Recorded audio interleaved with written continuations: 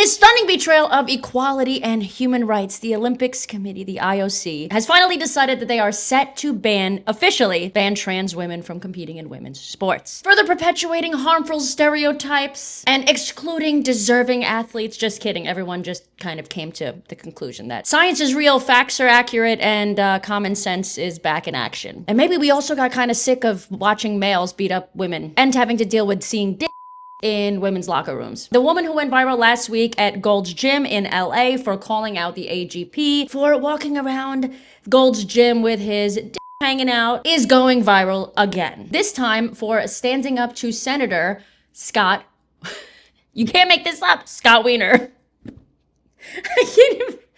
I can't. I want to support you. I have millions of people behind me watching this right now. And we want to know, are you going to protect women? Not trans women, women. Trans women are different things. Women. Listen, we need to protect women's safety. I was assaulted. Women are women. I was assaulted. No, they are not. They are men. I was assaulted by men.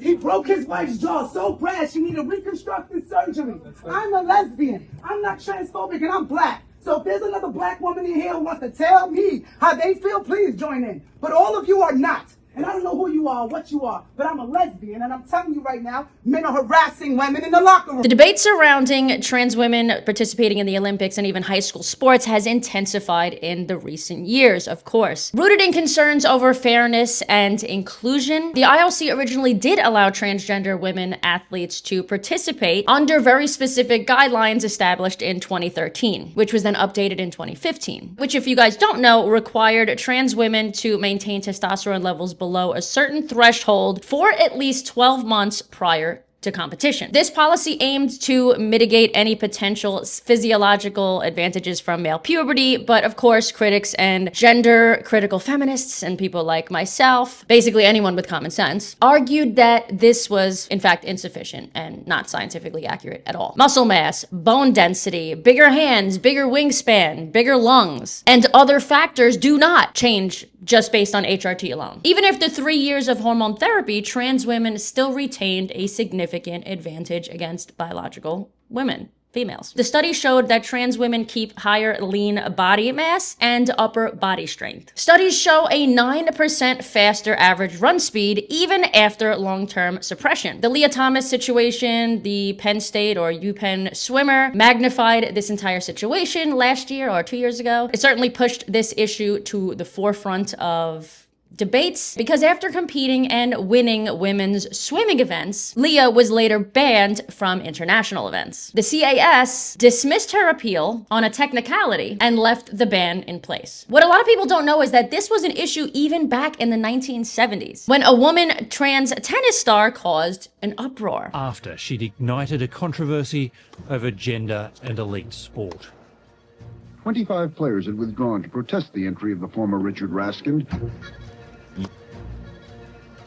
I have mixed emotions. I mean, I felt like, no, she shouldn't be able to enter, but at the same time, she's in, so why not play her? But it wasn't until women like myself and Riley Gaines started speaking up about this that we saw a noticeable change in the last 5 years. Several international sports federations began implementing stricter rules. The IOC had not yet issued a full ban back in 2021. Instead, they decided to release the framework on fairness, inclusion, and non-discrimination, which allowed each federation to make its own rules. The Olympics then decided to ban trans women who transitioned after puberty from elite women's events in 2023, effectively excluding them from participating in women's sports in the Olympics. In 2025, the landscape shifted even further to the right, or to common sense, with both national and international bodies or committees moving towards even more strict regulations or restrictions. The US Olympic and Paralympic committees quietly amended its policies in July, banning trans women from women's competitions altogether. And the IOC, the International Olympic Committee, has little by little been edging more and more to the right, coming closer and closer to a comprehensive ban on transgender women athletes in all female Olympic events. This was following a scientific review highlighting permanent physical advantages from male development. Something we've been saying for the last 7 years. Riley Gaines posted, "Male athletes are now banned from competing in women's category at Olympics. Cool. Now strip these dudes of their gold medals and issue an apology to every woman who was cheated and brutally beaten. Here's what she had to say about it all in a recent interview. Look, very good to be on with you. Look, I think this is long overdue, of course.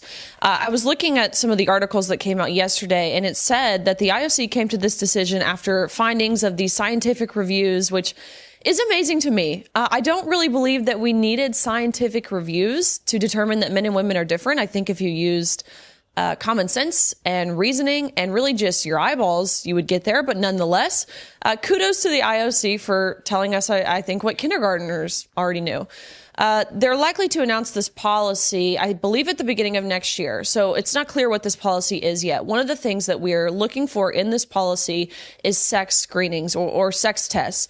Ultimately to prove if someone is male or female. We've seen other sports-specific governing bodies implement this. I believe this is critical and something that I wish even the NCAA would do. One model currently being tested is an open category, which a lot of gender-critical people, or whatever, people like myself, have suggested over the last few years, which would include trans women or non-binary athletes who want to compete in an open level without affecting women's divisions. I've said this before, but I actually like that. I think that's great. But of course, a ton of activists are absolutely going batshit crazy after hearing this news. I'm sorry, women are just as strong as men. So just to be clear, as powerful as men. And I don't believe that. Okay, Blossom. That's just your opinion. So Blossom, that's not always fact. Blossom, if the world #1 tennis player, I don't buy it. Okay, you know that Serena Williams admits that she would be beaten by the top 1,000 men in the world at tennis, right? You know that, do you? Just to be clear, would you want the American Olympics, the LA Olympics, would you want them to be gender neutral?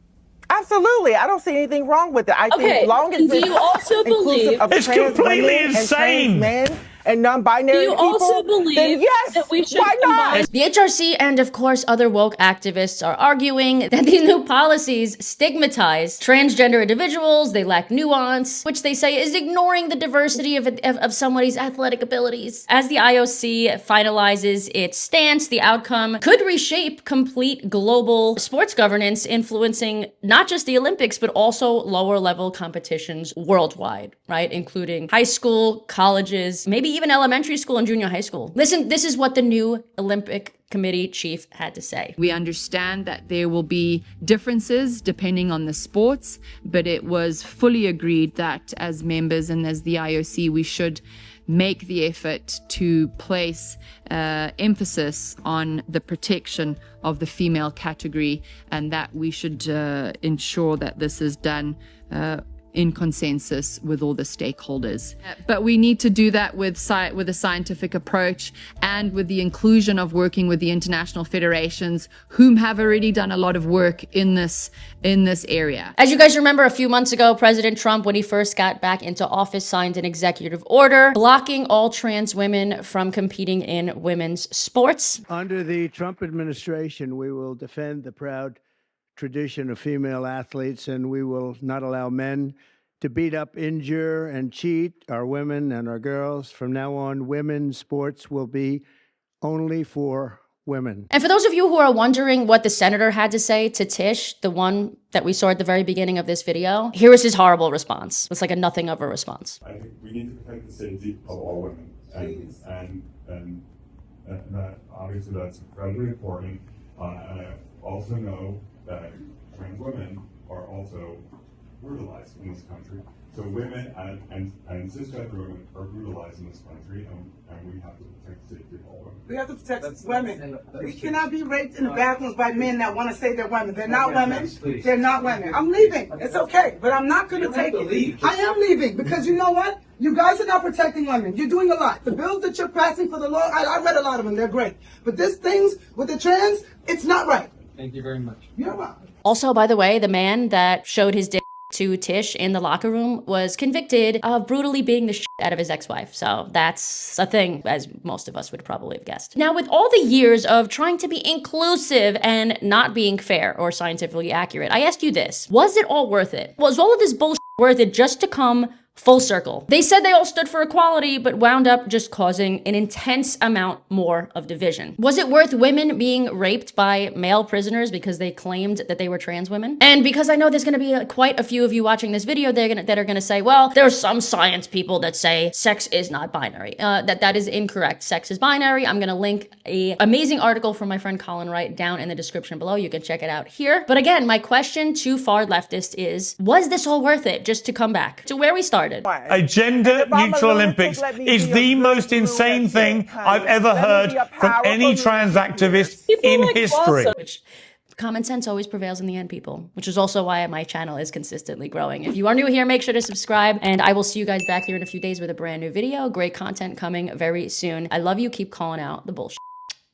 Bye.